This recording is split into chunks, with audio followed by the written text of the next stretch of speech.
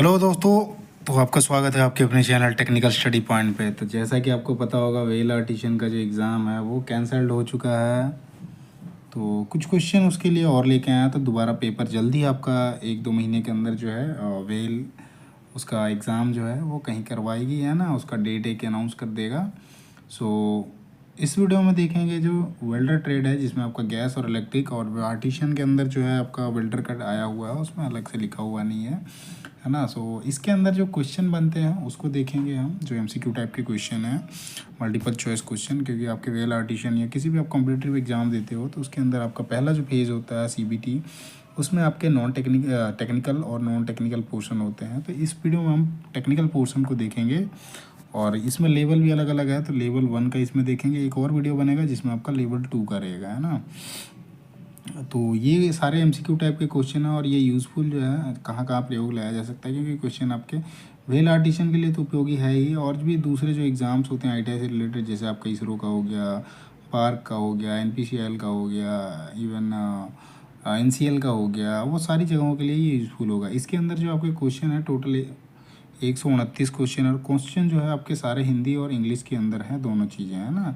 सो हिंदी में भी देखेंगे, इंग्लिश में भी देखेंगे। जहाँ आपको समझ नहीं आता है कि ये क्वेश्चन नहीं आया तो आप उस कमेंट में लिखिएगा, उसका जवाब कमेंट में देंगे। बाकी कोशिश करेंगे कि आपको इंग्लिश में जो समझ में ना आए वो हिंदी में समझ जाए ना, जिससे आसानी होती है, इसलिए दोनों भाषाएँ दी हुई है। बाकी आंसर भी आपका इंग्लिश और हिंदी में दिया हुआ है ना। कुछ चीज़ें जो टेक्निकल टर्म होता है ना, मैक्सिमम इंग्लिश में ही मिलता है। तो उसका जैसे एप्रन है तो उसका एप्रन ही लिखा हुआ मिलता है ना, इस तरह का है। उसके बाद भी आपको कुछ भी ऐसे डाउट होता है तो उस डाउट को आप ज़रूर कमेंट में लिखिएगा, है ना। सो हम वीडियो स्टार्ट करते हैं और एक एक क्वेश्चन करके देखते हैं, जिसमें सारे क्वेश्चन के एक एक जवाब देखेंगे। और उसके बाद भी आपको डाउट लगता है, जैसे कमेंट के लिए बोला, कमेंट आप ज़रूर कीजिएगा, है ना। सो यहाँ से आपके क्वेश्चन स्टार्ट होते हैं, जिसमें वेल्डर जो है आपका गैस एंड इलेक्ट्रिक, इसमें लेवल 1 के क्वेश्चन है। और पहला क्वेश्चन जो है आपका, which of the following is an advantage of welding process. So निम्नलिखित में से कौन सा वेल्डिंग प्रक्रिया का एक लाभ है ना। तो इसमें पूछा है कि इनमें से कौन सा है जो आपका वेल्डिंग प्रोसेस में जो है इसका एक एडवांटेज है ना। सो क्वेश्चन जो है मल्टीपल टाइम रिपीटेड है ना, 4 बार रिपीट कर दिया गया है। तो कोई नहीं, अगले क्वेश्चन से देखेंगे। सो यहाँ पे पूछ रखा है कि कौन सा वेल्डिंग प्रक्रिया जो है एक लाभ है। तो इसमें ऑप्शन देखते हैं, तो it can be done quickly, इसे जल्दी से किया जा सकता है, ऑफकोर्स जल्दी से किया जा सकता है। बी ऑप्शन है, इट मेक्स स्ट्रॉन्ग जॉइंट, ये क्योंकि ये परमानेंट फास्टनर होता है तो ये आपका स्ट्रॉन्ग जॉइंट भी बनाता है, मजबूत जोड़ भी बनाता है। 2 similar metal can B joint, तो इसमें जो होता है 2 मेटल को ही ज्वाइन किया जाता है, जो सिमिलर मेटल होते हैं उनको जोड़ा जाता है ना। सो ये सारे के सारे जो हैं आपके सही है ना, सही सही है, मीन्स वेल्डिंग प्रोसेस के जो है ये लाभ एडवांटेज है ना। सो डी जो है आपका राइट आंसर हो जाएगा, ये सभी जो हैं इसके लाभ हैं। सेकंड क्वेश्चन में आते हैं। इसमें आपका क्वेश्चन है, खाली स्थान पहले है, देन आपका पूछा हुआ है कि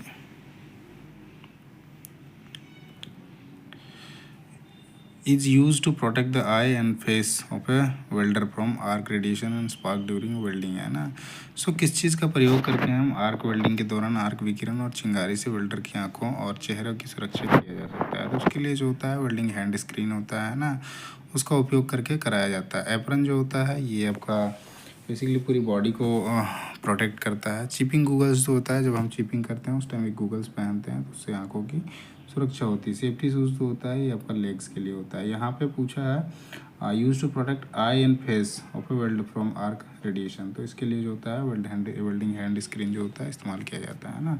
सो बी जो है इसका राइट आंसर है।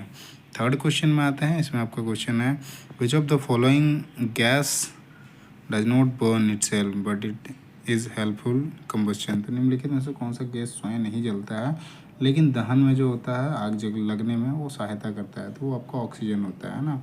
ऑक्सीजन खुद ही अपने आप नहीं जलता है लेकिन जलाने में एक सहयोगी होता है। सो ए जो है आपका राइट आंसर हो जाएगा। नेक्स्ट क्वेश्चन पे आते हैं, फोर्थ नंबर क्वेश्चन। इसमें आपका क्वेश्चन है, the source of heat in electric arc welding. तो विद्युत आर्क वेल्डिंग में ऊष्मा का जो स्रोत होता है वो क्या होता है, उसके बारे में पूछा है। सो इलेक्ट्रिक आर्क वेल्डिंग जो होता है उसमें जो ऊष्मा का स्रोत होता है वो आपका इलेक्ट्रिसिटी होती है ना। इलेक्ट्रिसिटी प्रोवाइड की जाती है इलेक्ट्रिक आर्क वेल्डिंग को, और उसी से जो होता है आपका वेल्डिंग कराया जाता है ना। वेल्डिंग में जाता है, देन आपका काम होता है। फ्रिक्शन जो होता है बेसिकली घर्षण होता है, तो ऐसा घर्षण नहीं है, मेन सोर्स का पूछा है, तो सोर्स ऑफ हीट, हीट पैदा करने के लिए बिजली का इस्तेमाल किया जाता है। गैस फ्लेम का होता है, लेकिन इलेक्ट्रिक आर्क वेल्डिंग में नहीं होता है, ये गैस वेल्डिंग में यूज़ किया जाता है। थर्मिट जो है ये वेल्डिंग का एक टाइप है ना। सो फोर्थ का आपका डी जो है राइट आंसर होगा है। 5 नंबर क्वेश्चन में आते हैं। इसमें क्वेश्चन है source of heat in gas welding. So gas welding में ऊष्मा का स्रोत क्या होता है, तो आपका गैस फ्लेम होता है ना, तो सी जो आपका सही उत्तर है। बाकी वोल्टेज हो गया, इलेक्ट्रिसिटी, ये इलेक्ट्रिसिटी मिलता है ना। और 6 नंबर क्वेश्चन चलते हैं। इसमें आपका क्वेश्चन है which of the following equipment is use in arc welding. निम्नलिखित में से कौन सा उपकरण आर्क वेल्डिंग में उपयोग किया जाता है, तो आर्क वेल्डिंग में जो होता है आपका इलेक्ट्रोड होल्डर यूज किया जाता है। ऑक्सीजन गैस सिलेंडर नहीं किया जाता है, वेल्डिंग ब्लो पाइप भी नहीं किया जाता है। तो पहला जो आपका सही उत्तर है, ऑक्सीजन गैस सिलेंडर और वेल्डिंग ब्लो पाइप जो होता है ये आपका गैस वेल्डिंग में इस्तेमाल किया जाता है ना। 7 नंबर क्वेश्चन में आते हैं। इसमें आपका question which of the following equipment is used in gas welding. तो निम्नलिखित में से कौन सा उपकरण गैस वेल्डिंग में उपयोग किया जाता है। सो इसमें आपका गैस रेगुलेटर होता है, ऑक्सीजन गैस सिलेंडर और वेल्डिंग ब्लो पाइप, तीनों के तीनों होते हैं। तो डी जो आपका सही उत्तर हो जाएगा, ऑल ऑफ दीज है ना। 8 नंबर क्वेश्चन में आते हैं। इसमें आपका क्वेश्चन है which of the following is a metal joining process. तो निम्नलिखित में से कौन सा एक धातु जोड़ने की प्रक्रिया है। सो वेल्डिंग से भी धातु जोड़ा जाता है, ब्रेजिंग से भी जोड़ा जाता है और रिवेटिंग से भी जोड़ा जाता है। सो डी जो आपका सही उत्तर है। सभी के सभी से आपके मेटल जो होता है उसको जोड़ा जाता है, धातु को जोड़ने की मेटल जॉइनिंग प्रोसेस जो है सारे के सारे है ना। सो डी जो आपका सही उत्तर है। नेक्स्ट क्वेश्चन में आते हैं। 9 नंबर क्वेश्चन। इसमें आपका क्वेश्चन है which of the following method makes a permanent joint. तो निम्नलिखित में से कौन सी एक विधि है जो स्थायी जोड़ बनाती है। सो वेल्डिंग जो है ये आपका स्थायी जोड़ बनाती है ना। ये बोल्टिंग जो है ये आपका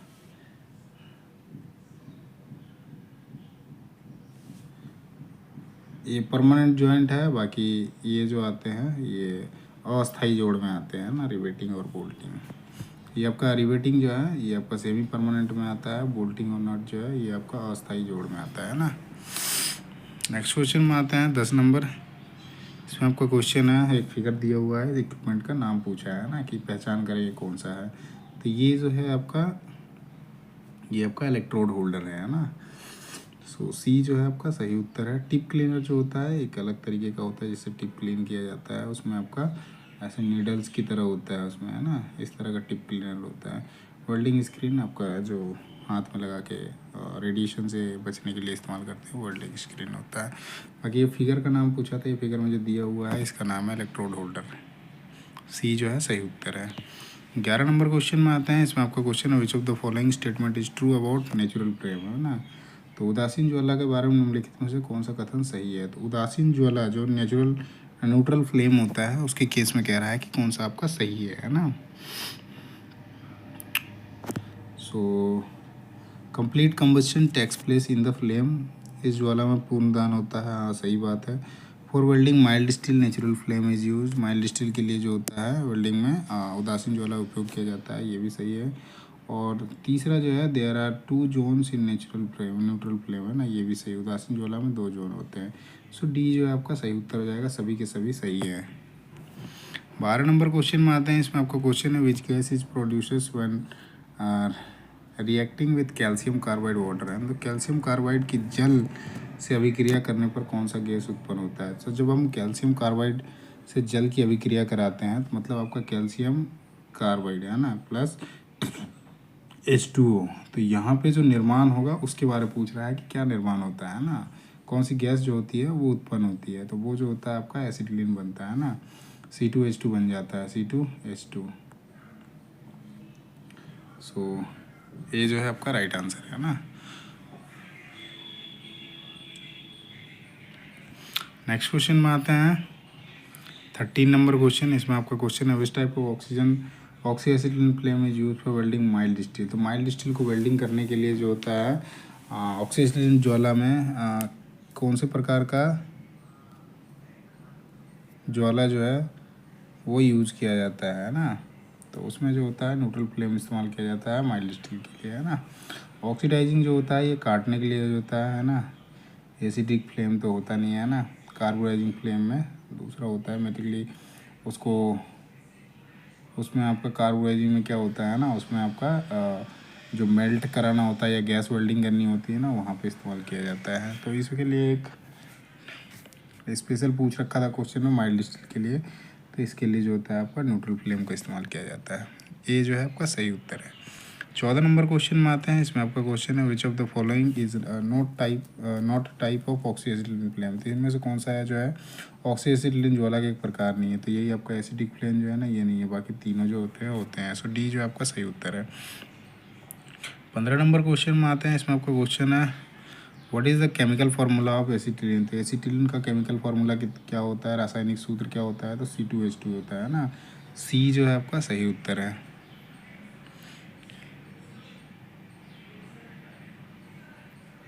16 नंबर क्वेश्चन में आते हैं। इसमें आपका क्वेश्चन है identify the type of oxyacetylene gas flame shown in the picture. अब देखो पिक्चर यहाँ पे है नहीं एलिजिबल अवेलेबल है ना, इसने छोड़ दिया है, तो इसको रहने देते हैं।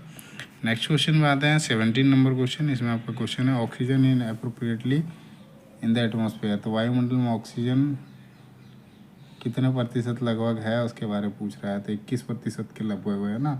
78% जो है ये आपका नाइट्रोजन है, 0.03 जो है ये कार्बन है ना।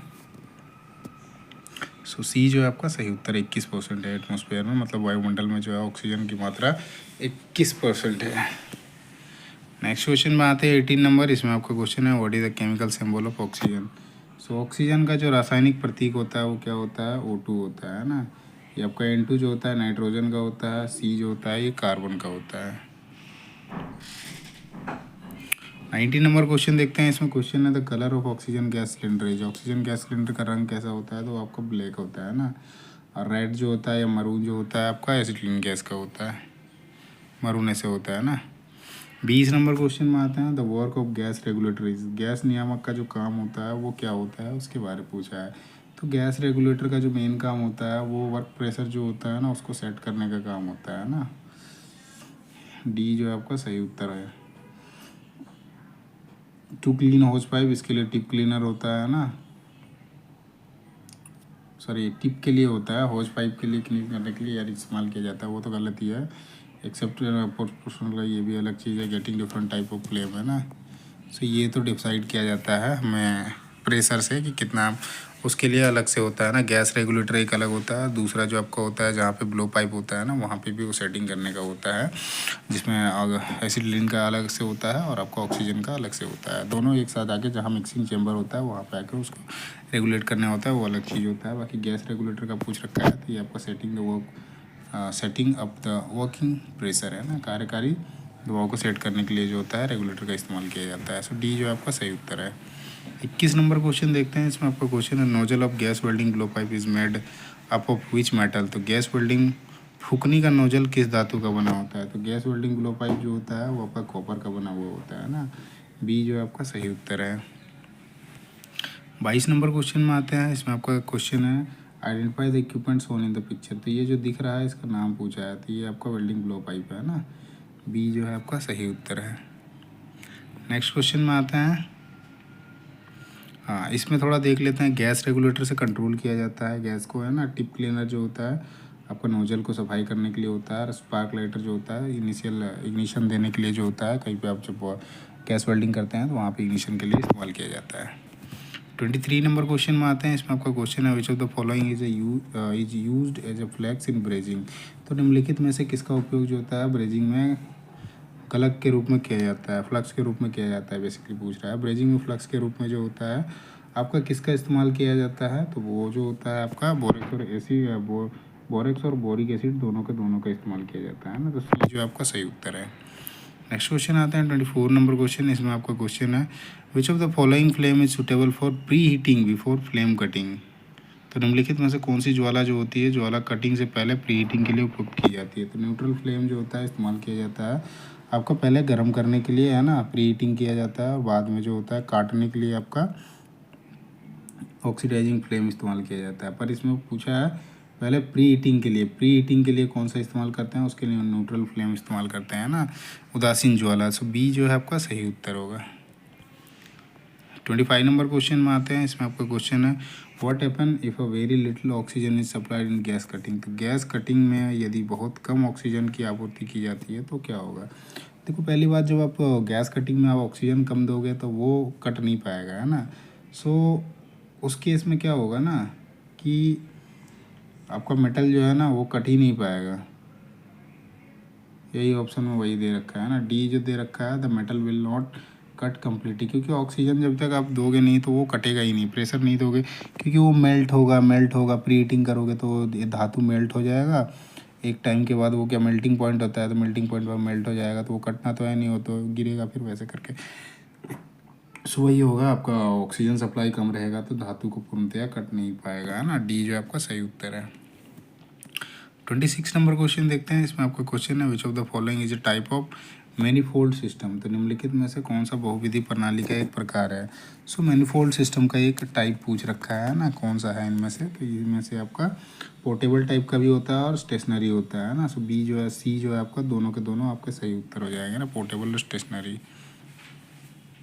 ओके, नेक्स्ट क्वेश्चन में आते हैं। सो नेक्स्ट क्वेश्चन जो हमारा 27 नंबर क्वेश्चन है, इसमें आपका क्वेश्चन है, identify the welding defects on in the figure. देखो आपका यहाँ पे आइडेंटिफाई कर रहा है, यहाँ पे दिख रहा है, ये आपका अंदर कटा हुआ है, ये भी अंदर कटा हुआ है, ये आपका अंडर कट जो है यही डिफेक्ट है ना।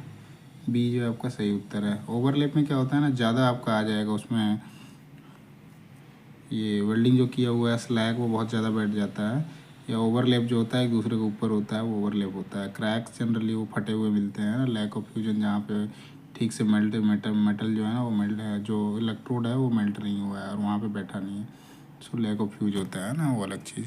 सो इसमें डिफेक्ट पूछ रखा है तो आपका अंडर कट है, बी जो आपका सही उत्तर है।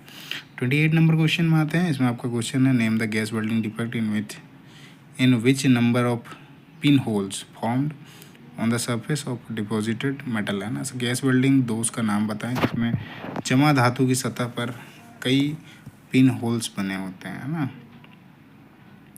तो जहाँ पे धातु जो है जम जाता है उसके बाद उसमें पिन होल्स रह जाते हैं ना डिपॉजिट मेटल के अंदर में, तो उसको क्या कौन सा बोलते हैं, डिफेक्ट बोलते हैं, तो उसको हम पोरोसिटी बोलते हैं ना। सो बी जो है आपका सही उत्तर होगा। नेक्स्ट क्वेश्चन में आते हैं। पोरोसिटी को छिद्री लता भी बोलते हैं ना। 29 नंबर क्वेश्चन देखते हैं। इसमें क्वेश्चन है, which of the following equipment is use in oxyacetylene gas cutting, है ना। निम्नलिखित में से कौन सा उपकरण जो होता है ऑक्सीएसिटिलीन गैस कटिंग में उपयोग किया जाता है। सो उसमें आपका स्पार्क लाइटर होता है, टिप क्लीनर भी होता है, कटिंग टॉर्च भी होता है। तो डी जो आपका सही उत्तर हो जाएगा सभी के सभी। और नेक्स्ट क्वेश्चन में आते हैं। 30 नंबर क्वेश्चन, तो which of the following metal can be cut by oxyacetylene gas cutting process. So निम्नलिखित में से किस धातु को ऑक्सीएसिटिलीन गैस कर्तन प्रक्रिया द्वारा काटा जाता है। तो माइल्ड स्टील को काटा जाता है, एल्यूमिनियम ये गैस कटिंग से नहीं काटा जाता है, कॉपर को भी नहीं काटा जाता। सो आपका पहला जो है यही आपका सही उत्तर हो जाएगा ना। बाकी वीडियो की क्वालिटी कैसी लग रही है आप ज़रूर बताइए। अगर वीडियो की क्वालिटी अच्छी लग रही होगी तो वीडियो को लाइक करें, चैनल को सब्सक्राइब करें, अपने दोस्तों के साथ शेयर करना ना भूलें। हम देखते हैं अगला क्वेश्चन है ना। तो 31 नंबर क्वेश्चन है, खालिस्तान है, is the property of substance to oppose the flow of electric current passing through it, है ना। तो पदार्थ का गुण जो इसके माध्यम से गुजरने वाले विद्युत धारा के प्रवाह का विरोध करती है उसको क्या बोलते हैं। तो उसको आपका रेजिस्टेंस बोलते हैं, विद्युत प्रतिरोध। जो रोक रही है वो प्रतिरोध कर रही है, तो इलेक्ट्रिक रेजिस्टेंस। करंट क्या होता है आपका, जो फ्लो करता है ना कंडक्टर में, उसको जो इलेक्ट्रॉन फ्लो करता है उसको करंट बोलते हैं। कंडक्टिविटी जो होती है, जो उसकी चालकता होती है, हीट और इलेक्ट्रिसिटी का जो ग्रहण कर सकता है, जिसमें आपका कनेक्टिविटी होती है, चालकता उसको बोलते हैं। वोल्टेज जो होता है, दो फेज के डिफरेंस का जो होता है वही आपका वोल्टेज होता है। और नेक्स्ट क्वेश्चन आता है 32 नंबर। इसमें आपका क्वेश्चन है, if V is equals to voltage, I is equals to current and R is the resistance of an electric circuit, then which of the following relation is correct according Ohm's law. तो Ohm's law के according कह रहा है, V दिया है voltage, I दिया है current और R जो है वो रेजिस्टेंस है ना। तो उसके अनुसार जो होता है V is equals to IR होता है ना।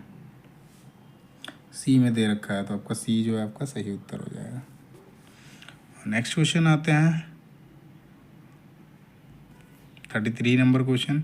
इसमें आपका क्वेश्चन है, which of the following is a conductor of electricity. तो निम्नलिखित में से कौन सा एक विद्युत का सुचालक है। सुचालक पूछ रखा है, तो कॉपर जो है ये सुचालक होगा, वुड जो होता है ये कुचालक होता है, ग्लास भी कुचालक होता है, तो सी जो आपका सही उत्तर होगा, तो तांबा। 34 नंबर क्वेश्चन में आते हैं। इसमें आपका क्वेश्चन है, electric arc welding also known as also called as है ना। इलेक्ट्रिक आर्क वेल्डिंग को और किस नाम से जाना जाता है? सो इलेक्ट्रिक आर्क वेल्डिंग जो होता है उसको हम MMAW से भी जानते हैं ना।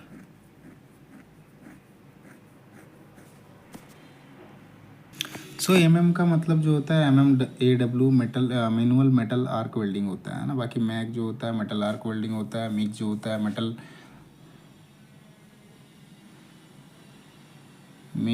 है मेटल इनर्ट गैस वेल्डिंग होता है। टिक जो होता है टंगस्टन इनर्ट गैस वेल्डिंग होता है ना। तो इसमें पूछा है कि जो इलेक्ट्रिक आर्क वेल्डिंग उसको किस और नाम से जाना जाता है? So manual metal arc welding के नाम से भी जाना जाता है ना। सी जो आपका सही उत्तर होगा। 35 नंबर क्वेश्चन में आते हैं। इसमें आपका क्वेश्चन है which one of the following can be use as a power source in arc welding. तो आर्क वेल्डिंग में निम्नलिखित में से किसका उपयोग एक शक्ति स्रोत के रूप में किया जाता है? तो उसके लिए जो होता है आपका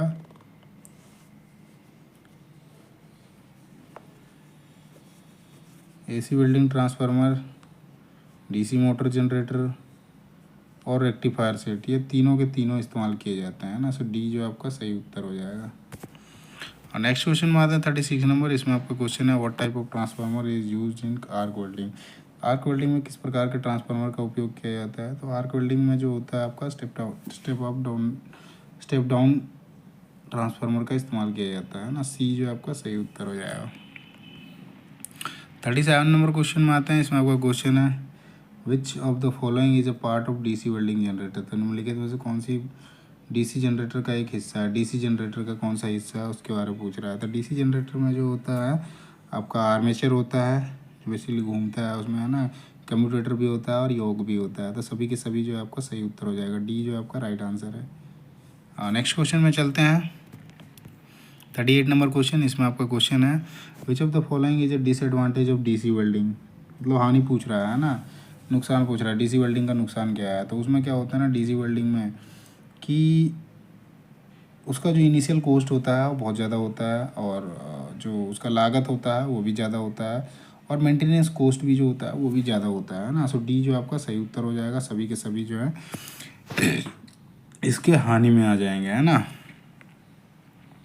सो नेक्स्ट क्वेश्चन चलते हैं 39 नंबर क्वेश्चन। इसमें आपका क्वेश्चन है which of the following is a weld symbol and fillet joint. Fillet joint का वेल्ड प्रतीक पूछ रखा है कौन सा है? तो ये आपका बी जो है आपका सही उत्तर है। इस तरह का जो होता है यहाँ पे ऐसे ये फिलेट जॉइंट होता है ना। सो ये जो है फिलेट का है। ये आपका वी हो गया, ये आपका यू हो गया और ये सी वाला जो है ये थोड़ा याद नहीं आ रहा है ना। तो इसमें आपका फिलेट का पूछ रखा है तो आपका बी जो है सही उत्तर है ना। और नेक्स्ट क्वेश्चन में आता है 40 नंबर। इसमें आपका क्वेश्चन है complete welding symbol consist which of the following element. एक पूर्ण वेल्डिंग प्रतीक में निम्नलिखित में से कौन सा अवयव होता है? सो एक पूर्ण वेल्डिंग प्रतीक में जो होता है उसमें जो अवयव होता है वो आपका होता है वेल्डिंग एलिमेंट्री सिंबल, है ना। सो वेल्डिंग प्रारंभिक प्रतीक जो होता है उसमें दिखता है। सप्लीमेंट्री सिंबल भी होता है, पूरक प्रतीक जिसे बोलते हैं, और रेफरेंस लाइन भी होता है ना। सो डी जो है आपका सभी के सभी हो जाएगा। डी जो है राइट आंसर है। और 41 नंबर क्वेश्चन चलते हैं। इसमें आपका क्वेश्चन है which type of arc length is use in plug and slot welding. So plug और स्लॉट वेल्डिंग में किस प्रकार के आर्क लेंथ का जो है आर्क लंबाई का उपयोग किया जाता है? सो प्लग और स्लॉट वेल्डिंग जो होता है उसमें जो आपका आर्क लेंथ होता है वो आपका होता है लॉन्ग आर्क लेंथ। सो बी जो है आपका सही उत्तर है। नेक्स्ट क्वेश्चन है 42 नंबर क्वेश्चन। इसमें आपका क्वेश्चन है arc is use for positional welding, है ना। तो कौन से आर्क का उपयोग किया जाता है पोजिशनिंग वेल्डिंग के लिए? तो उसमें जो होता है आपका शॉर्ट आर्क इस्तेमाल किया जाता है पोजिशनल वेल्डिंग के लिए, है ना। सो सी जो है आपका राइट आंसर हो जाएगा। नेक्स्ट क्वेश्चन आता है 43 नंबर। इसमें आपका क्वेश्चन है which of the following welding position is easiest to weld, है ना। तो निम्नलिखित में कौन सा वेल्डिंग स्थिति वेल्डिंग के लिए सबसे आसान है? तो वेल्डिंग स्थिति का बात कर रहा है जो आपका वेल्डिंग करने में सबसे आसान होता है। तो आपका फ्लैट वाला जो होता है ना वो सबसे आसान होता है ना। सो सी जो आपका राइट आंसर हो जाएगा। 44 नंबर क्वेश्चन में आते हैं। इसमें आपका क्वेश्चन है in straight polarity the electrode is connected to the, कौन से टर्मिनल में कनेक्ट होता है? इलेक्ट्रिक सोर्स ऑफ पावर, है ना। सरल ध्रुवता में इलेक्ट्रोड विद्युत शक्ति का स्रोत किस टर्मिनल से जुड़ा होता है उसके बारे में पूछ रहा है ना। तो स्ट्रेट पोलैरिटी जो होता है उसमें जो आपका नेगेटिव टर्मिनल से जुड़ा होता है ना। इलेक्ट्रोड जो होता है वो आपका नेगेटिव टर्मिनल से जुड़ा हुआ होता है, ऋणात्मक टर्मिनल से, है ना। तो डी जो है आपका सही उत्तर हो जाएगा। पावर सोर्स जो होता है ना, उसका आपका नेगेटिव पोल जो होता है या टर्मिनल होता है वहाँ से जुड़ा हुआ होता है। 45 नंबर क्वेश्चन में आते हैं। इसमें आपका क्वेश्चन है, which of the following is not an electric welding process. निम्नलिखित में से कौन सा एक विद्युत वेल्डिंग प्रक्रिया नहीं है। सो ये आपका गैस मेटल आर्क वेल्डिंग जो है ना, सॉरी क्या पूछा है, not an electric welding process, है ना। कौन एक विद्युत वेल्डिंग प्रक्रिया नहीं है। तो ये आपका ऑक्सीजन एसिटिलीन गैस वेल्डिंग जो है ना, ये आपका इलेक्ट्रिक वेल्डिंग प्रोसेस नहीं है। बाकी इसमें गैस मेटल आर्क वेल्डिंग लिखा है, इसमें भी नहीं होता है ना।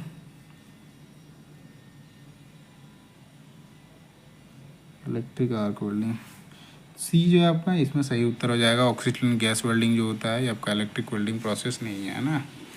नेक्स्ट क्वेश्चन 46 नंबर चलते हैं। इसमें आपका क्वेश्चन है, brass is an alloy of copper and. तो पीतल जो होता है वो तांबा और किसका होता है, मिश्र धातु तांबा और जिंक का होता है ना। सो बी जो है आपका सही उत्तर जाएगा। इसमें एक क्वेश्चन और पूछा जाता है ब्रॉन्ज के बारे, है ना, जिसमें आपका कॉपर होता है और उसमें आपका टीन पाया जाता है ना। बाकी ब्रास का पूछ रखा है तो कॉपर और जिंक होता है ना। बी जो आपका सही उत्तर है। 47 नंबर क्वेश्चन देखते हैं। इसमें आपका क्वेश्चन है, identify the welding defect on in the figure. देखो यहाँ पे वेल्ड किया गया है और यहाँ पे डिफेक्ट दिख रहा है, तो ये फटा हुआ दिख रहा है ना। फटा हुआ दिख रहा है मतलब ये आपका क्रैक है। सो आपका सी जो है राइट आंसर हो जाएगा। थोड़ा जूम कर देता हूँ जिससे आपको दिखाई दे। ये आपका देखोगे इसमें आपका क्रैक दिख रहा है ना, ये फटा हुआ है। सो सी जो है राइट आंसर है ना। नेक्स्ट क्वेश्चन आते हैं 48 नंबर क्वेश्चन। इसमें आपका क्वेश्चन है, which of the following is an external arc welding defect, है ना। निम्नलिखित में से कौन सा बाह्य आर्क वेल्डिंग दोष है। तो इसमें से अंडरकट जो है ये बाहरी होता है, ओवरलैप भी बाहरी होता है, स्पटर भी आपको बाहरी होता है ना, जो डिफेक्ट है। तो डी जो है सारे के सारे डिफेक्ट जो होते हैं एक्सटर्नल वेल्डिंग डिफेक्ट है ना। डी जो है राइट आंसर है। 49 नंबर क्वेश्चन में चलते हैं। इसमें आपका क्वेश्चन है, which of the following is another name of gas metal arc welding. तो निम्नलिखित में से कौन सा गैस धातु आर्क वेल्डिंग का दूसरा नाम है। तो गैस मेटल आर्क वेल्डिंग का जो दूसरा नाम है उसको हम मिग वेल्डिंग भी बोलते हैं ना, मेटल इनर्ट गैस वेल्डिंग बोलते हैं ना। ये जो है आपका राइट आंसर है। नेक्स्ट क्वेश्चन आते हैं 50 नंबर। इसमें आपका क्वेश्चन है, which of the following is a basic equipment for a gas metal arc welding setup. तो निम्नलिखित में से कौन सा गैस धातु आर्क वेल्डिंग के सेटअप के लिए मूल उपकरण है। तो गैस मेटल आर्क वेल्डिंग के लिए जो मूल उपकरण है उसमें क्या क्या होता है उसके बारे में पूछ रहा है। सो वेल्डिंग गन होना चाहिए, है ना।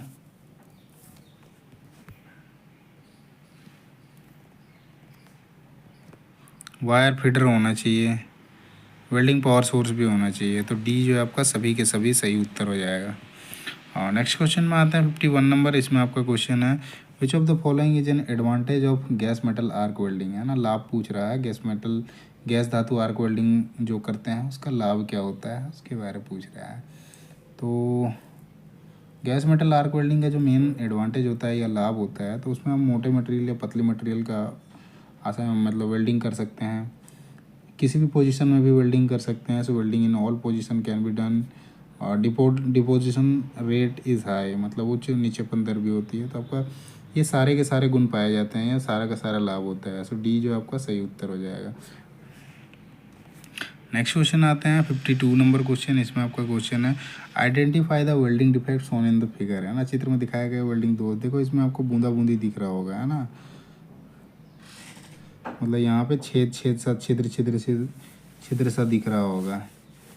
तो इसमें ये जो है ना, ये आपका पोरोसिटी कहलाता है, अंदर में एयर बबल्स रह जाता है जिसके कारण ये ऐसे दिखते हैं ना। तो सी जो है आपका राइट आंसर है। नेक्स्ट क्वेश्चन आते हैं 53 नंबर क्वेश्चन। इसमें आपका क्वेश्चन है, what does FCAW stand for. FCAW से क्या अभिप्राय है। तो FCAW का जो मतलब होता है फ्लक्स कोड आर्क वेल्डिंग होता है ना। तो पहला जो है आपका यही सही उत्तर हो जाएगा, flux code arc welding, FCAW का फुल फॉर्म है ये, है ना। नेक्स्ट क्वेश्चन बात है 54 नंबर। इसमें आपका क्वेश्चन है which of the following inert gas is use in MiG welding. निम्नलिखित में से कौन सी अक्रिय गैस का उपयोग मिग वेल्डिंग में किया जाता है। तो ऑर्गन का जो होता है, अक्रिय गैस जो होता है ऑर्गन, इसका इस्तेमाल किया जाता है मिग वेल्डिंग में, है ना। तो पहला जो आपका सही उत्तर है। और नेक्स्ट क्वेश्चन में आते हैं 55 नंबर क्वेश्चन। तो इसमें आपका क्वेश्चन है which part of gas metal arc welding set control the speed of wire electrode and provide the path for welding current and gas flow. तो गैस धातु आर्क वेल्डिंग सेट का कौन सा हिस्सा तार इलेक्ट्रोड की गति को नियंत्रित करता है और वेल्डिंग धारा और गैस प्रवाह के लिए पथ प्रदान करता है। तो वो जो होता है वो आपका वायर फीडर होता है, जिससे आपका जो आर्क वेल्डिंग सेट में होता है ना, उसमें आपका जो वायर होता है उसकी स्पीड को कंट्रोल करता है और साथ ही आपका एक पाथ उसमें प्रोवाइड करता है, या तो welding current and gas flow को, है ना। सो आपका वायर वेल्डिंग पावर सोर्स जो होता है इसी पर डिपेंड करता है, ये आपका उस चीज़ के लिए जिम्मेवार होता है ना। और इसने यही पूछ रखा है, path for welding current and gas flow, है ना, वेल्डिंग पावर सोर्स, ये जो आपका राइट आंसर है।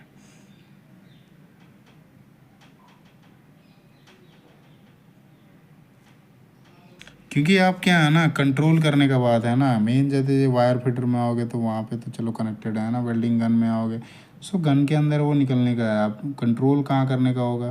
तो जहाँ पे पावर सोर्स होगा आप वहीं से आप उसके कंट्रोल करोगे, या तो गैस का भी करोगे या तो आप इलेक्ट्रिक का है तो इलेक्ट्रिक का करोगे, है ना। इसलिए आपका पहला जो है आपका सही उत्तर होगा। नेक्स्ट क्वेश्चन में आता है 56 नंबर क्वेश्चन में। इसमें आपका क्वेश्चन है the electrode use in gun metal arc welding is in form, कौन से फॉर्म में इस्तेमाल किया जाता है उसके बारे में पूछ रहा है ना। इलेक्ट्रोड का जो किस रूप में इस्तेमाल किया जाता है, तो गन मेटल आर्क वेल्डिंग में जो होता है वायर का इस्तेमाल किया जाता है ना। डी जो है आपका सही उत्तर है। नेक्स्ट क्वेश्चन में आते हैं 57 नंबर क्वेश्चन। इसमें आपका क्वेश्चन है which of the following is a defect in gas metal arc welding. निम्नलिखित में से कौन सा गैस मेटल आर्क वेल्डिंग का एक दोष है। गैस मेटल आर्क वेल्डिंग का जो दोष है इसमें आपका अंडरकट, स्पैटर और क्रैक तीनों को देखने को मिलते हैं ना। सो डी जो है आपका राइट आंसर है। 58 नंबर क्वेश्चन में आते हैं, GTO लिख रखा है ना। Gas tungsten arc welding is also known as welding, किस टाइप का वेल्डिंग के नाम से जाना जाता है इसको, गैस टंगस्टन आर्क वेल्डिंग को। तो इसको टिक वेल्डिंग के नाम से भी ज़्यादा जाना जाता है ना, टंगस्टन इनर्ट गैस वेल्डिंग होता है ना। नेक्स्ट क्वेश्चन में आते हैं 59 नंबर क्वेश्चन। इसमें आपका क्वेश्चन है what is the purpose of high frequency unit available in tick welding machine. Tick welding machine में टिक वेल्डिंग मशीन में उपलब्ध उच्च आवृत्ति इकाई का प्रयोजन क्या है। उसमें हाई फ्रीक्वेंसी टिक में इस्तेमाल किया जाता है, तो उसका मेन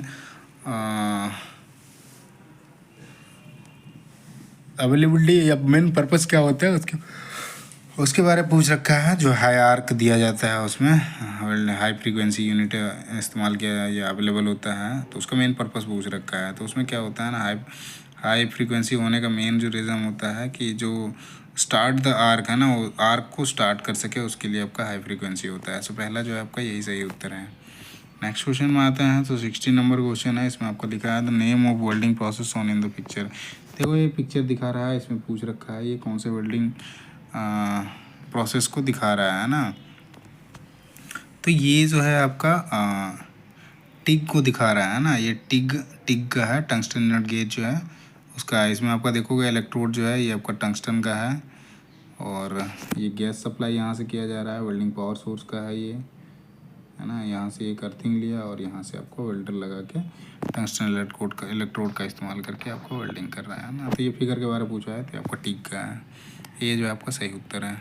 61 नंबर क्वेश्चन में आते हैं। इसमें आपका क्वेश्चन है in straight polarity of TIG welding percentage पूछ रखा है of heat goes to the electrode and, है ना। टिग वेल्डिंग की सरल ध्रुवता में ताप का कितना % हिस्सा इलेक्ट्रोड सिरे पर जाता है। तो वो जो होता है 30% हिस्सा जो है आपका इलेक्ट्रोड के हेड पे जाता है ना। सो पहला जो आपका यही सही उत्तर है। नेक्स्ट क्वेश्चन आता है 62 नंबर क्वेश्चन। इसमें आपका क्वेश्चन है the electrode in TIG welding is made of. So TIG welding में जो होता है इलेक्ट्रोड किस चीज़ का बना होता है, तो टिग वेल्डिंग में जो इलेक्ट्रोड होता है वो टंगस्टन का बना हुआ होता है ना। ये सी जो है आपका सही उत्तर है।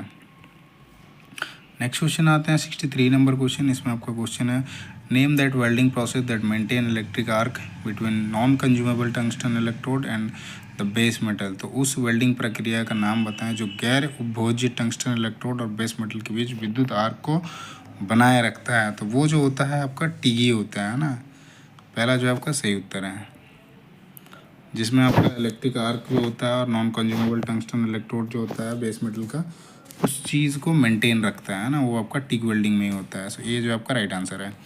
नेक्स्ट क्वेश्चन आता है 64 नंबर क्वेश्चन। इसमें आपका क्वेश्चन है which of the following is a part of gas tungsten arc welding torch. तो निम्नलिखित में कौन सा gas tungsten arc welding torch का एक हिस्सा है। सो गैस टंगस्टन आर्क वेल्डिंग जो है उसका एक हिस्सा है, इनमें से कौन सा है उसके बारे में पूछ रहा है ना।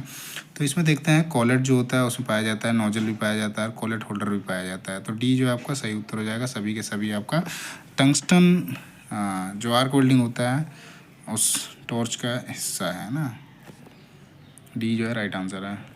65 नंबर क्वेश्चन आते हैं। इसमें आपका क्वेश्चन है there is a standard colour indicating for tungsten electrode, pure tungsten is marked with which colour. तो टंगस्टन इलेक्ट्रोड के लिए एक मानक रंग होता है, संकेत होता है। शुद्ध टंगस्टन को किस रूप मतलब किस रंग से चिह्नित किया जाता है उसके बारे में पूछा है। खालिस्तान का मतलब किस लगा दिया मैंने, है ना, किस रंग से चिह्नित किया जाता है। तो टंगस्टन जो इलेक्ट्रोड होता है प्योर टंगस्टन, उसको जो कलर उसका जो कलर होता है वो आपका ग्रीन कलर का होता है ना, ये जो आपका सही उत्तर हो जाएगा, हरा कलर।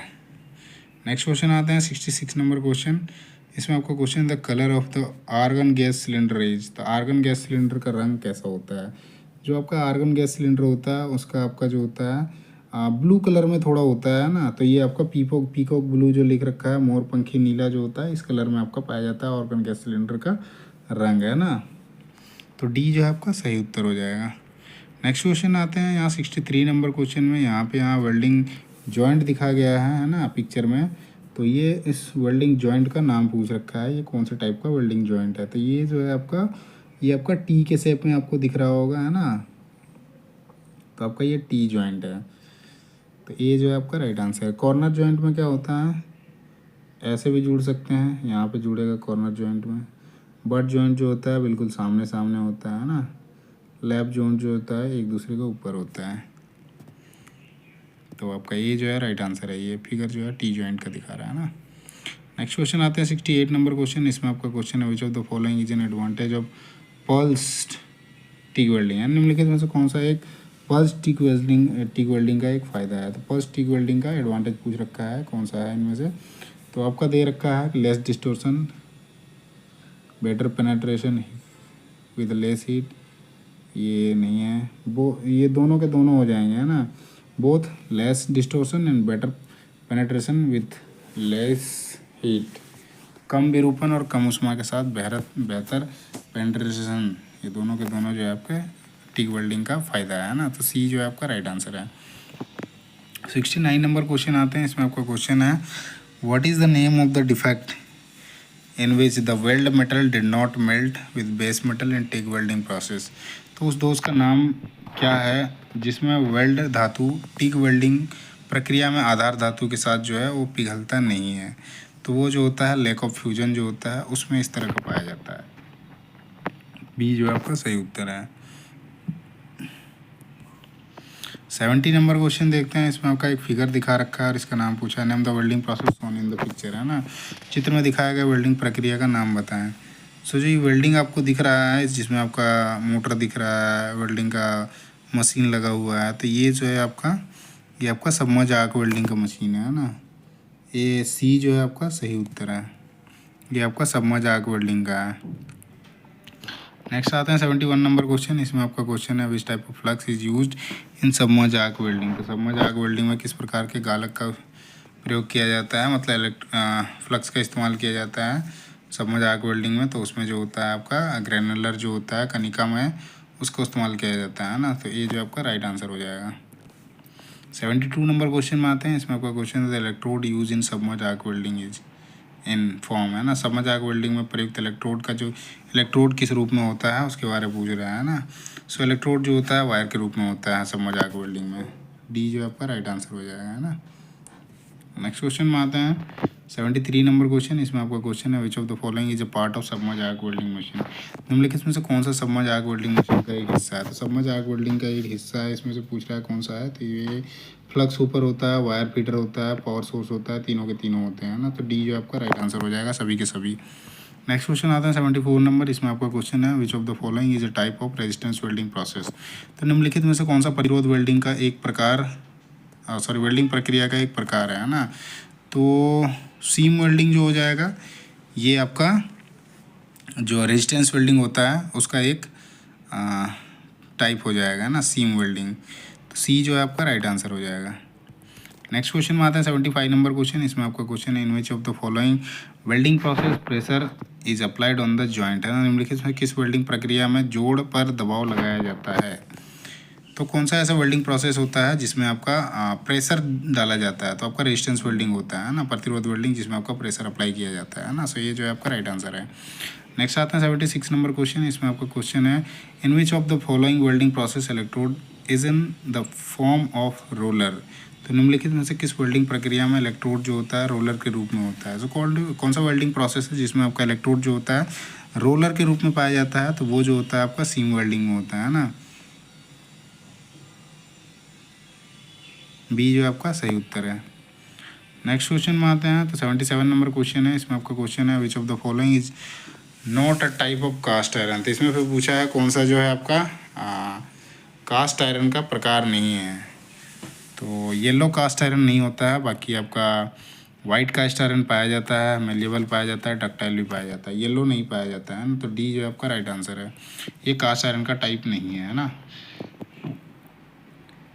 78 नंबर क्वेश्चन देखते हैं। इसमें क्वेश्चन है heating the job before welding operation is known as. तो वेल्डिंग प्रचालन से पहले जॉब को गर्म करना खालिस्ताना के रूप में जाना जाता है। सो वो प्री हीटिंग होता है ना। सो जॉब को वेल्डिंग करने से पहले उसको हीट करते हैं ना, उसको किस नाम से जानते हैं? तो उसको प्री हीटिंग बोलते हैं ना। सी जो है राइट आंसर है। पोस्ट हीटिंग जो होता है ये कास्ट आयरन में किया जाता है, जब उसकी वेल्डिंग करी जाती है तब, है ना। हार्डनिंग एक विधि है जिसमें आपका मेटल को जो होता है हार्ड किया जाता है, उसमें आपका एबिलिटी जो रहा जाता है वो कटिंग एबिलिटी होती है और अब्रेशन का विरोध करने का उसमें एबिलिटी आ जाता है। क्विंचिंग जो होता है ये आपका ठंडा करने का जो मेटल हीटिंग या कूलिंग करने का एक माध्यम होता है। ये क्विंचिंग मीडिया होती है ना, जिसमें आपका वाटर ऑयल इस्तेमाल किया जाता है, एयर वो आपका क्विंचिंग मीडिया में इस्तेमाल किया जाता है ना। उस मेटल को ये कूलिंग करने के लिए इस्तेमाल करते हैं। इसमें आपका पूछा था वेल्डिंग ऑपरेशन में जो आपका जॉब को हीट वेल्ड करते हैं उससे पहले हीट करते हैं, उसका क्या नाम, इसको क्या बोलते हैं? तो उसको आपको पूर्व तापन या प्री हीटिंग के नाम से जानते हैं ना। 79 नंबर क्वेश्चन में आते हैं। इसमें आपका क्वेश्चन है N alloy of iron chromium and निकल इज कॉल्ड। तो लोहा, क्रोमियम और निकल के जो मिश्र धातु होता है उसको क्या बोलते हैं या किस नाम से जानते हैं उसके बारे में पूछ रहा है। तो उसको स्टेनलेस स्टील के नाम से जानते हैं ना। सी जो है आपका राइट आंसर है। ब्रास में आपका कॉपर और जिंक होता है, ब्रॉन्ज में आपका कॉपर और टीन होता है, और सोल्डर जो होता है इसमें आपका लेड और टीन पाया जाता है ना। सो नेक्स्ट क्वेश्चन में आते हैं 80 नंबर क्वेश्चन। इसमें आपका क्वेश्चन है which of the following is an arc cutting and gauging process. तो निम्नलिखित में से कौन सी एक आर्क कटिंग और गाउजिंग प्रक्रिया है? तो इसमें से जो है आर्क कटिंग प्रोसेस ये तो है ना। प्लाज्मा आर्क कटिंग प्रोसेस ये भी है, कार्बन आर्क कटिंग प्रोसेस ये भी है। तो आपका डी जो है सभी के सभी सही उत्तर हो जाएंगे ना। इसमें से पूछा है कि कौन सा आर्क कटिंग और गाउजिंग प्रक्रिया है, तो सबसे किया जा सकता है ना। सबका सब जो है आर्क कटिंग और गाउजिंग प्रक्रिया है। सो डी जो है राइट आंसर है। 81 नंबर क्वेश्चन देखते हैं। इसमें आपका क्वेश्चन है which of the following welding process can be employed for welding mild steel. निम्नलिखित में से कौन सी वेल्डिंग प्रक्रिया को मृदु इस्पात की वेल्डिंग के लिए नियोजित किया जा सकता है? तो इसमें माइल्ड स्टील को वेल्ड के लिए नियोजित किया जा सकता है, उसके बारे में पूछ रखा है। तो कौन सी वेल्डिंग प्रक्रिया है जिससे हम माइल्ड स्टील को वेल्डिंग के लिए नियोजित कर सकते हैं? तो वो जो होता है आपका आर्क वेल्डिंग से भी कर सकते हैं, ऑक्सीजन गैस वेल्डिंग से भी कर सकते हैं, और गैस मेटल आर्क वेल्डिंग से भी कर सकते हैं ना। तो डी जो है आपका राइट आंसर हो जाएगा सभी के सभी। 82 नंबर क्वेश्चन में आते हैं। इसमें आपका क्वेश्चन है what does W stand for in WPS। तो WPS में W से क्या अभिप्राय है?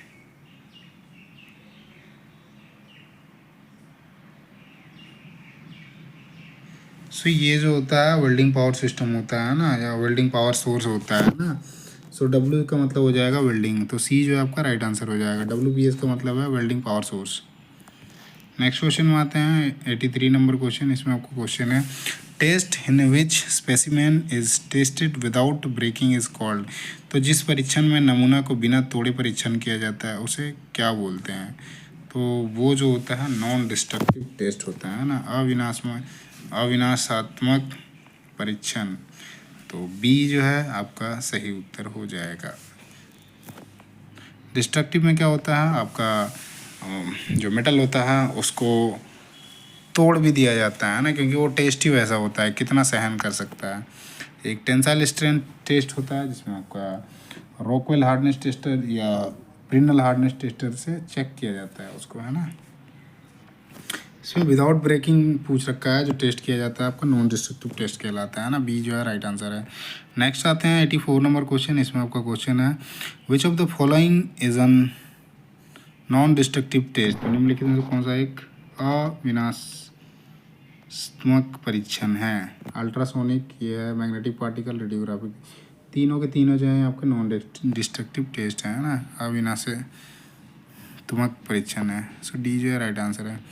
नेक्स्ट आते हैं 85 नंबर क्वेश्चन। इसमें आपका क्वेश्चन है name the equipment given below, है ना। नीचे दिए गए उपकरण का नाम पूछ रहा है। इस उपकरण का नाम क्या है इसके बारे में पूछ रहा है।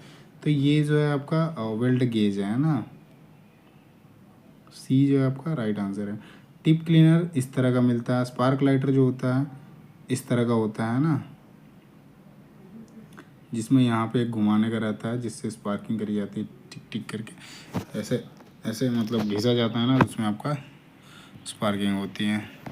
नेक्स्ट आते हैं 86 नंबर क्वेश्चन। इसमें आपका क्वेश्चन है what does R stand for PQR।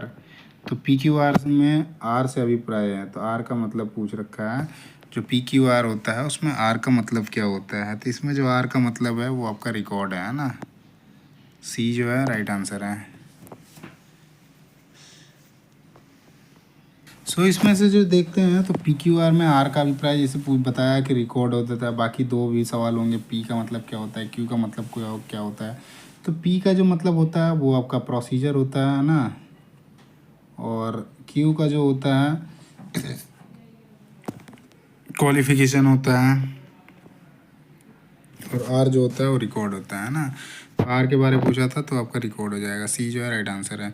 Next आते हैं 87 नंबर क्वेश्चन। इसमें आपका क्वेश्चन है which of the following is not an arc welding process. तो निम्नलिखित में से कौन सा एक आर्क वेल्डिंग प्रक्रिया नहीं है। तो इसमें से आपका रेजिस्टेंस वेल्डिंग जो है ये आपका आर्क वेल्डिंग प्रक्रिया नहीं है ना। सी जो है आपका राइट आंसर है।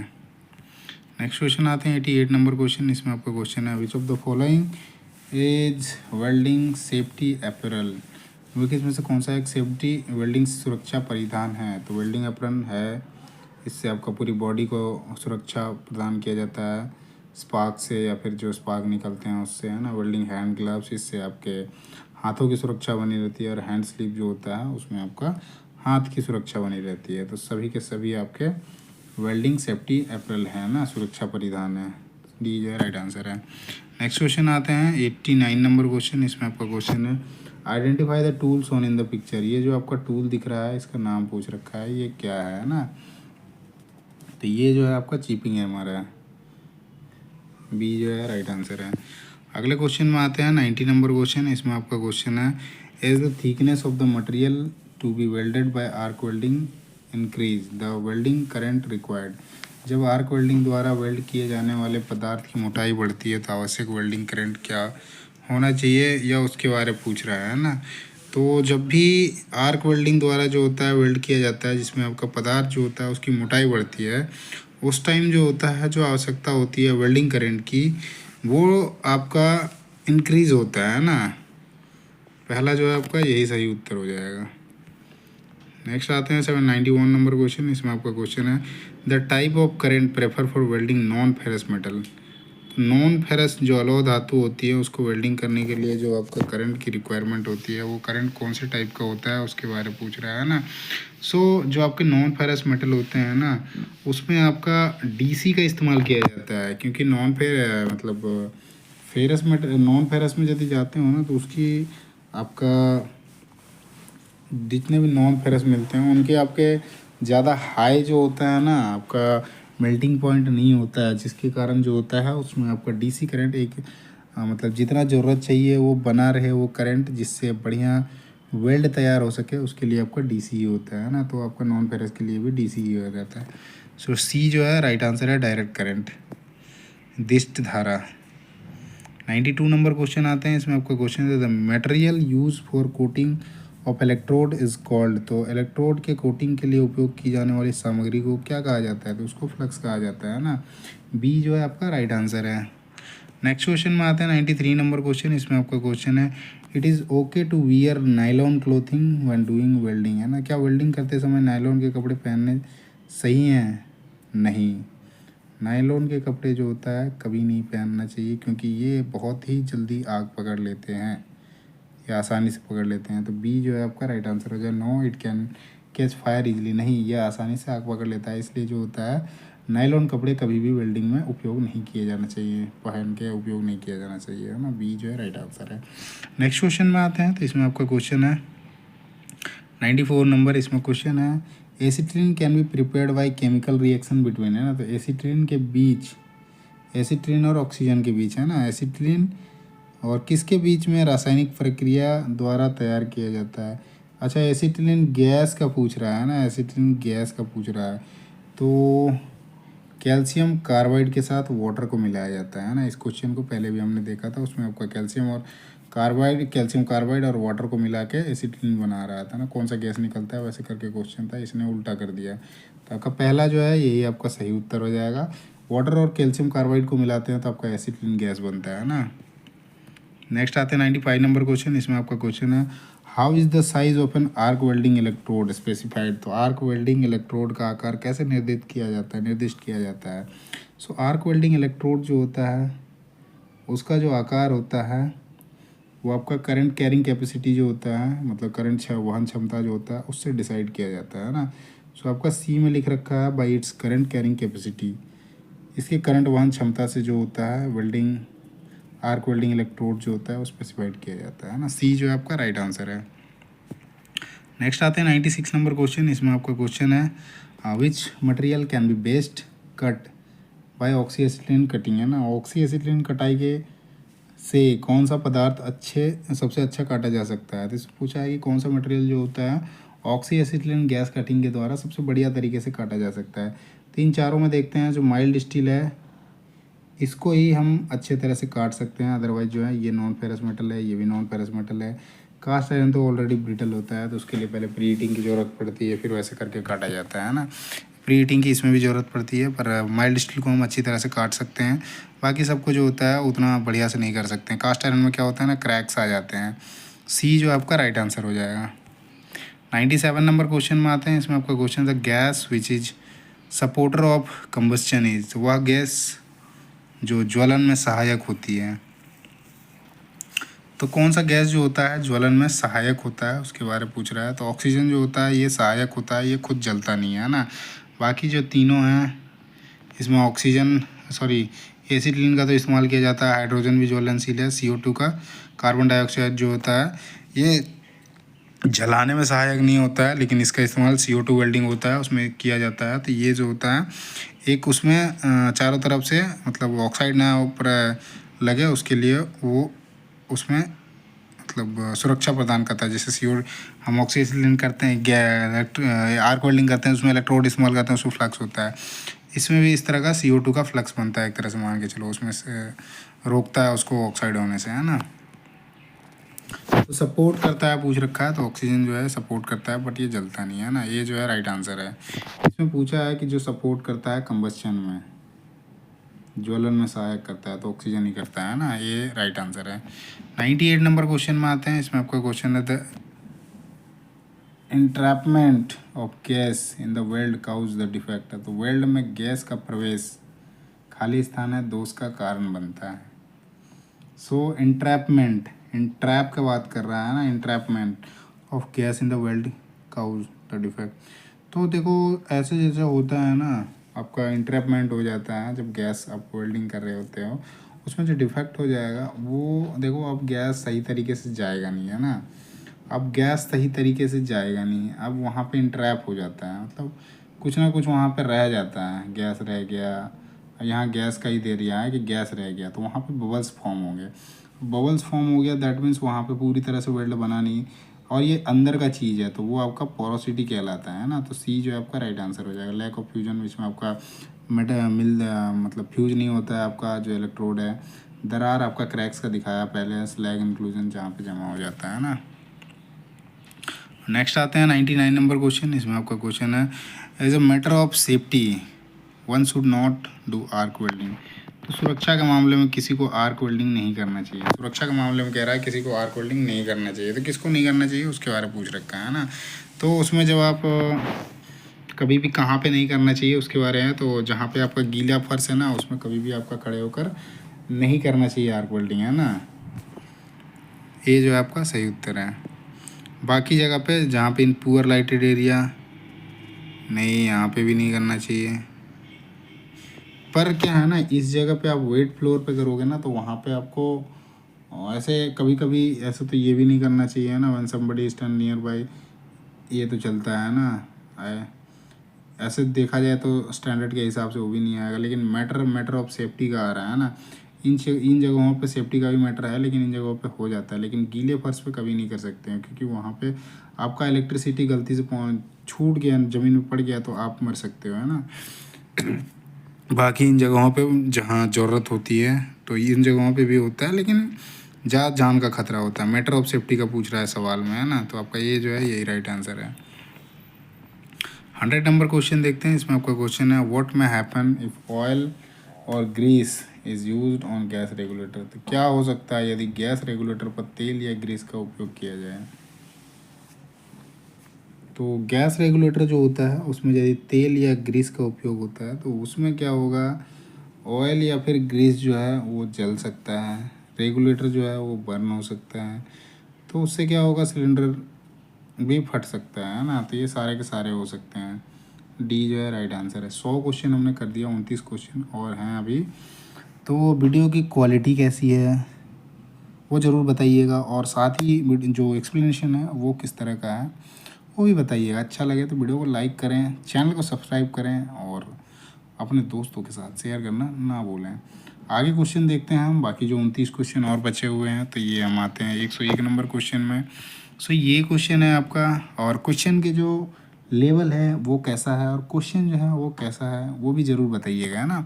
सो 101 नंबर क्वेश्चन जो है, the original metal being joined by welding is called. तो वेल्डिंग द्वारा जोड़े जा रहे मूल धातु को क्या कहा जाता है। सो वेल्डिंग के द्वारा जो मूल धातु को जोड़ा जाता है उसको हम बेस मेटल बोलते हैं ना। सी जो है राइट आंसर है, बेस मेटल। रॉ मटेरियल तो कच्चा धातु होता है, जिससे मतलब जैसे आयरन का कच्चा धातु जो होता है वो आयरन और होता है ना, इस तरह से। नेक्स्ट आते हैं 102 नंबर क्वेश्चन। इसमें आपका क्वेश्चन है, which statement is not true about MiG welding. तो इसमें से पूछ रहा है मिग वेल्डिंग के बारे में कौन सा कथन जो है वो सही नहीं है, मतलब गलत कथन ढूंढना है आपको। सो मिग वेल्डिंग के लिए जो गलत कथन है, speed of welding is high, ये तो सही है। There is no slag to be removed, ये भी सही है। The weld produce are sound, ये भी सही है। इसमें गलत पूछ रखा है, तो ये आपका डी वाला जो दे रखा है ये आपका गलत है। Electric arc is not visible to the operator, है ना। तो ये इलेक्ट्रिक आर्क जो होता है ये आपका लिख रखा है कि आपका नॉट विजिबल, लेकिन वो दिखाई देता है ना, तो यही आपका गलत है। ऑपरेटर को विद्युत चाप दिखाई नहीं देता है, ये गलत है, दिखाई देता है ना। D is the right answer.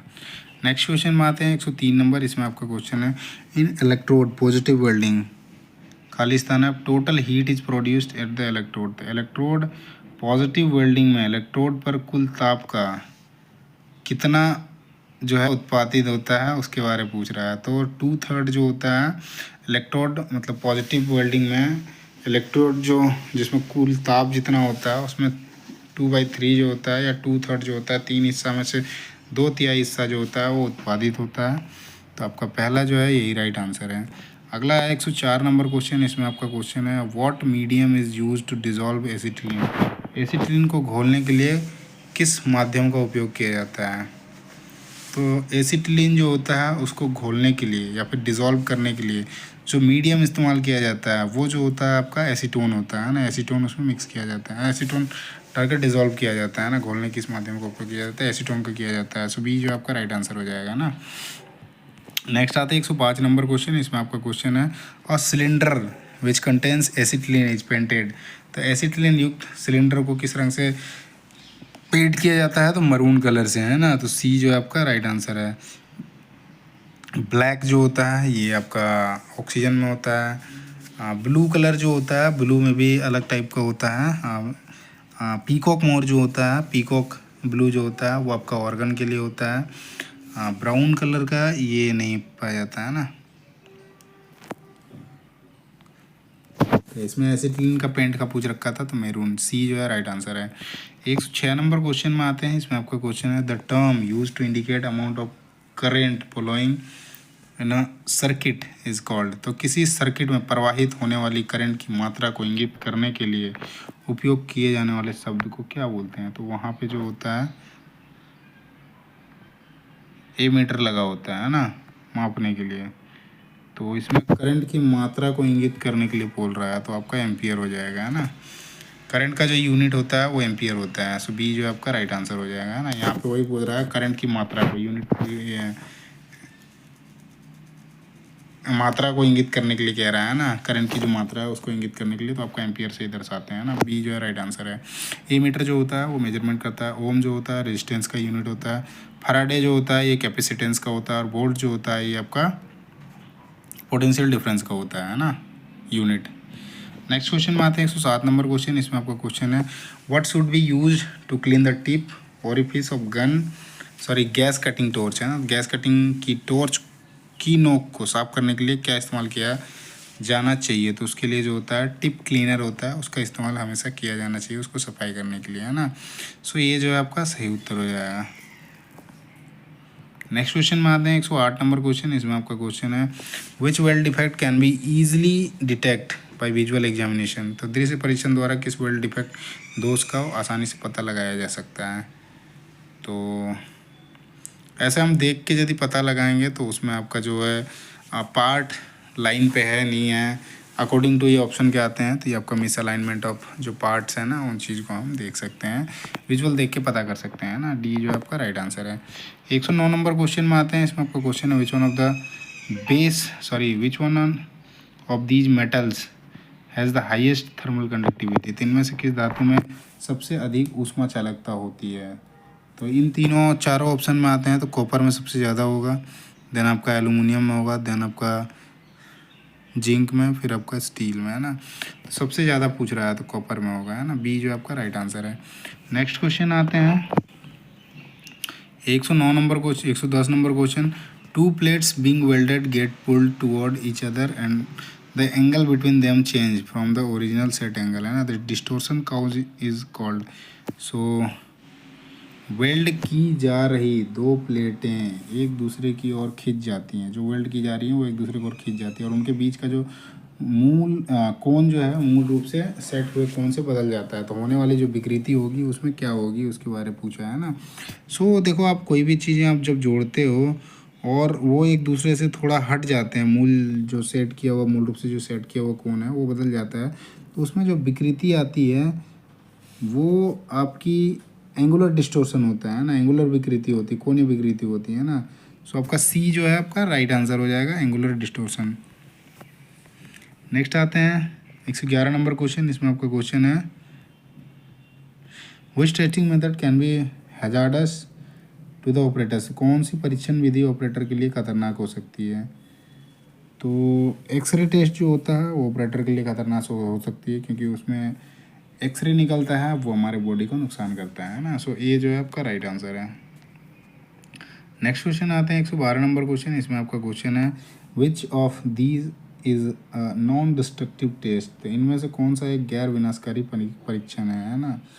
तो गैर विनाशकारी परीक्षण के बारे में पूछा है, तो इनमें से जो है आपका हाइड्रोलिक प्रेशर टेस्ट जो है ये किसी भी प्रकार का आपका विनाशकारी परीक्षण नहीं है ना। बाकी तीनों जो है इम्पैक्ट टेस्ट, निकल ब्रेक टेस्ट या टेंसाइल टेस्ट, इसमें आपका विनाशकारी होता है, हाइड्रोलिक प्रेशर टेस्ट में नहीं होता है ना। सो डी जो है आपका राइट आंसर है। 113 नंबर क्वेश्चन में आते हैं। इसमें आपका question the melting point of medium carbon steel. तो मध्यम कार्बन स्टील का जो गलनांक होता है वो कितना होता है उसके बारे में पूछ रहा है। तो वो तकरीबन आपका 1426 डिग्री होता है ना, तो 1426 डिग्री सेल्सियस। सो बी जो है आपका राइट आंसर हो जाएगा। मीडियम कार्बन स्टील का कितना होता है, 1426 होता है ना। नेक्स्ट क्वेश्चन आते हैं 114 नंबर। इसमें आपका क्वेश्चन है last bit of unused electrode is called. तो अनप्रयुक्त इलेक्ट्रोड के अंतिम बीट को क्या कहा जाता है। तो लास्ट बीट जो होता है, जो अनयूज्ड इलेक्ट्रोड होता है, उसको हम स्टब एंड के नाम से जानते हैं ना। सी जो है आपका राइट आंसर हो जाएगा, बाकी किसी नाम से नहीं जानते, स्टब एंड है ना, सी जो है राइट आंसर है। 115 नंबर क्वेश्चन आते हैं। इसमें आपका क्वेश्चन है what is use to conduct current from welding cable to electrode. So welding cable से इलेक्ट्रोड तक करंट का संचालन करने के लिए प्रयोग किया जाता है। वेल्डिंग केबल से जो होता है इलेक्ट्रोड तक करंट का जो संचालन करने के लिए प्रयोग किया जाता है वो आपका होता है इलेक्ट्रोड होल्डर होता है ना। सो बी जो है आपका राइट आंसर हो जाएगा। अर्थ केबल जो होता है, जो आपका अर्थिंग के लिए लगा होता है, वो केबल और क्लैम्प जो होता है मेन जहाँ पे क्लैम्प किया जाता है, और केबल लग जो होता है जो इसमें आपका केबल से कॉन्टेक्टर में वो कनेक्ट किया जाता है, वो आपका केबल लग होता है ना। 116 नंबर क्वेश्चन आते हैं। इसमें आपका क्वेश्चन है what is the open circuit voltage of a welding transformer. तो वेल्डिंग ट्रांसफार्मर का ओपन सर्किट वोल्टेज क्या होता है, क्या क्या है। तो ओपन सर्किट वोल्टेज जो होता है वेल्डिंग ट्रांसफार्मर का, वो जो होता है आपका 90 वोल्ट होता है ना। सो ये जो है आपका राइट आंसर है। 117 नंबर क्वेश्चन आते हैं। इसमें आपका क्वेश्चन है the welding machine which can supply both AC and DC. तो वेल्डिंग मशीन जो एसी और डीसी दोनों की आपूर्ति कर सकता है, उसको किस और नाम मतलब कौन सा वेल्डिंग मशीन होता है उसके बारे में पूछ रहा है ना। तो वो जो होता है रेक्टिफायर जो होता है, रेक्टिफायर में इस तरह का प्रोविज़न पाया जाता है। तो वेल्डिंग रेक्टिफायर जो है ये आपका एसी और डीसी दोनों की आपूर्ति कर सकता है ना। सो डी जो है राइट आंसर है। 118 नंबर क्वेश्चन में आते हैं। इसमें आपका क्वेश्चन है for gas cutting of 6 mm thick mild steel plate what should be the size of the nozzle, है ना। तो 6 mm मोटी माइल्ड स्टील या मृदु इस्पात प्लेट की गैस कटिंग के लिए नोजल का जो आकार है वो क्या होना चाहिए। मतलब 6 mm का थिकनेस का आपको माइल्ड स्टील का एक प्लेट काटना है, तो उसमें से आपका जो नोजल है, नोजल का क्या साइज़ होगा उसके बारे में पूछ रहा है। तो उसमें जो आपका नोजल का साइज़ होता है वो आपका 0.8 mm का होता है ना। सो सी जो है आपका राइट आंसर है। और नेक्स्ट क्वेश्चन में आते हैं 119 number question the function of gas regulator is. तो गैस रेगुलेटर का कार्य क्या होता है। तो वो देखो हम ऊपर में भी उस चीज़ का देख रखे थे, है ना। तो उसमें क्या करता है ना, उसमें जो वर्किंग प्रेशर है उसको सेट किया जा सकता है ना। तो सेट द वर्किंग प्रेशर, कार्य दबाव को सेट करने के लिए जो होता है मेन काम होता है गैस रेगुलेटर का, मेन फंक्शन वही होता है ना। सो बी जो है आपका राइट आंसर है। नेक्स्ट आते हैं 120 नंबर क्वेश्चन। इसमें आपका क्वेश्चन है what edge penetration should be used for welding of 12 mm thickness MS plate. 12 mm की जो मोटी 12 mm की जो एमएस प्लेट मोटी मतलब 12 mm की मोटी एमएस प्लेट की वेल्डिंग के लिए किस एज प्रीपरेशन का उपयोग किया जाना चाहिए। तो 12 mm की जो एमएस का प्लेट है उसको आपको वेल्डिंग करना है ना, तो उसमें एज प्रिपरेशन करना है। तो उसमें आपका एज प्रिपरेशन के लिए जो किस टाइप का एज प्रिपरेशन का उपयोग किया जाना चाहिए उसके बारे में पूछ रहा है। तो जहाँ पे 12 mm को आपको प्लेट को जोड़ना है तो उस जगह पे जो होता है आपका सिंगल बी होता है ना। सो ये जो आपका राइट आंसर हो जाएगा। नेक्स्ट आते हैं 121 नंबर क्वेश्चन। इसमें आपका क्वेश्चन है it is easiest to weld in, है ना। तो वे खालिस्तान है में वेल्ड करना आसान होता है। तो सबसे आसान जो होता है वो आपका 4 ऑप्शन दिया गया है, इसमें से जो आपका सबसे आसान है वो आपका है डाउन हैंड पोजीशन जो है, ये सबसे आसान है ना। डी जो है राइट आंसर है। अगले क्वेश्चन पे आते हैं 122 number question which fuel gas gives maximum flame temperature. तो कौन सा ईंधन गैस जो होता है सबसे अधिक लौह तापमान देता है। तो वो जो होता है आपका एसिटिलीन गैस में पाया जाता है, जो कि आपका 3300 डिग्री सेल्सियस पाया जाता है ना। ये जो है आपका राइट आंसर है। नेक्स्ट क्वेश्चन में आते हैं 123 नंबर क्वेश्चन। इसमें आपका क्वेश्चन है spatter during arc welding happens due to. तो आर्क वेल्डिंग के दौरान छितराव के कारण होता है। तो किस कारण जो होता है छितराव होता है उसके बारे में पूछ रहा है। तो स्पैटर जो होता है, जब हम आर्क वेल्डिंग कर रहे होते हैं उस टाइम पे जो होता है स्पैटर हो जाता है। तो वो मेन जो रीज़न होता है, हाई करंट देते हो ना, वेल्डिंग करंट हाई रहता है, उसका केस में आपका स्पैटर होता है ना। सो पहला जो है आपका राइट आंसर हो जाएगा हाई वेल्डिंग करंट, उच्च वेल्डिंग करंट। अगले क्वेश्चन पे आते हैं 124 नंबर क्वेश्चन। इसमें आपका क्वेश्चन है what is the purpose of water supply in TIG welding. So TIG welding में पानी की आपूर्ति का मेन उद्देश्य क्या होता है। पानी सप्लाई किया जाता है टीक वेल्डिंग में, तो उसका मेन उद्देश्य पूछ रहा है क्यों सप्लाई किया जाता है वाटर का। तो मेन जो रीज़न है उसमें आपका टॉर्च को ठंडा करने के लिए जो होता है आपका वाटर सप्लाई किया जाता है ना। सो डी जो है राइट आंसर है, बाकी कोई ऑप्शन नहीं है ना। नेक्स्ट क्वेश्चन आते हैं 125 नंबर क्वेश्चन। इसमें आपका क्वेश्चन है the distance from work surface to the top of the weld bead is called. तो वर्क सतह से वेल्ड बीड के शीर्ष तक की जो दूरी होती है उसको क्या बोलते हैं उसके बारे में पूछ रहा है। तो उसको जो होता है रेनफोर्समेंट बोला जाता है ना। तो बी जो है आपका राइट आंसर है। जैसे बीड विड्थ दिख लगा जहाँ पे वो वेल्डिंग करते हो, जैसे ये वेल्डिंग कर दिया, सो बीड विड्थ जो होता है यहाँ से यहाँ जो होता है ये बीड विड्थ होता है ना। पेनेट्रेशन होता है फ्यूजन जोन, जहाँ पे जितना आपका फ्यूजन जोन होगा यहाँ से है ना, ये फ्यूजन जोन हो जाएगा। पेनेट्रेशन जो होता है उसमें पहले करा जाता है, वेल्डिंग करने से पहले वो आपका पेनेट्रेशन किया जाता है ना।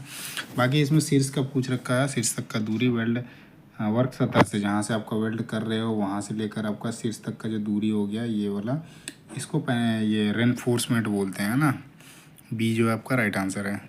126 नंबर क्वेश्चन में आते हैं। इसमें आपका क्वेश्चन है if the weld does not combine with another weld or the base metal it is refer to as. तो यदि वेल्ड दूसरे वेल्ड या आधार धातु के साथ संयोजित नहीं होता है तो इसे खाली स्थान है के रूप में संदर्भित किया जाता है। तो किसके रूप में संदर्भित किया जाता है इसके बारे में हम बोल सकते हैं। तो वो जो होता है आपका इनकम्प्लीट फ्यूजन होता है ना। तो ये जो है आपका राइट आंसर हो जाएगा। अगले क्वेश्चन में चलते हैं 127 नंबर क्वेश्चन। इसमें क्वेश्चन है vapour of lead zinc and cadmium. सीसा, जस्ता और कैडमियम के वाष्प जो होते हैं वो क्या होते हैं उसके बारे में पूछा है ना। तो लेड देखो ये पॉइजनस होता है ना, कैडमियम है ये भी पॉइजनस होता है। तो तीनों का जो होगा वेपर आएगा, वैसे वाष्प जो होगा वो जो है जहरीला होगा है ना। तो ये आपका और हजार्डस हो जाएगा, ये खतरनाक होता है ना, लोगों के लिए जो नुकसानदेह होता है। तो आपका सी जो है यही आपका सही उत्तर होगा है ना। अगले क्वेश्चन पे आते हैं 128 नंबर क्वेश्चन। इसमें आपका क्वेश्चन है normally acetylene should be discharge from a cylinder at a rate which will empty it in not less than.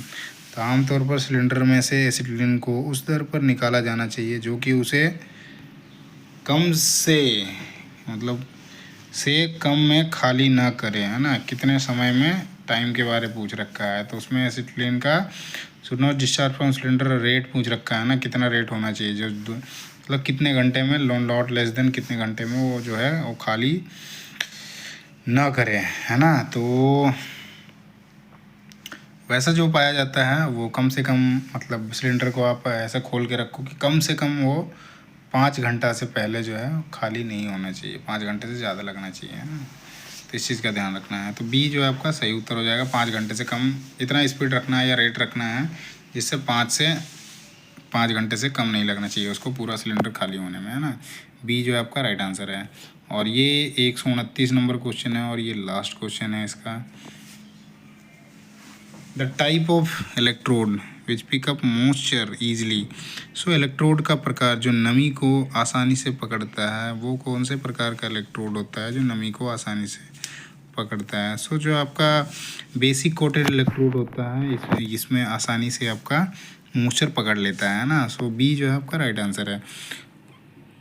और हमने जो क्वेश्चन देखे हैं 1 से लेकर 129 तक क्वेश्चन, वो सारे क्वेश्चन हमने देख लिया है ना। इसके बाद भी यदि आपको किसी प्रकार का डाउट है जितने क्वेश्चन हमने किए हैं तो उस क्वेश्चन में आप ज़रूर कमेंट कीजिएगा और क्वेश्चन का नंबर लिख दीजिएगा है ना। बाकी इस वीडियो को यहीं पे एंड करते हैं और वीडियो कैसा लगा ज़रूर बताइएगा और वीडियो की क्वालिटी उस पर भी ज़रूर बताइएगा। और वीडियो अच्छा लगे तो वीडियो को लाइक करें, चैनल को सब्सक्राइब करें, साथ ही अपने दोस्तों के साथ शेयर करना ना भूलें। Thank you.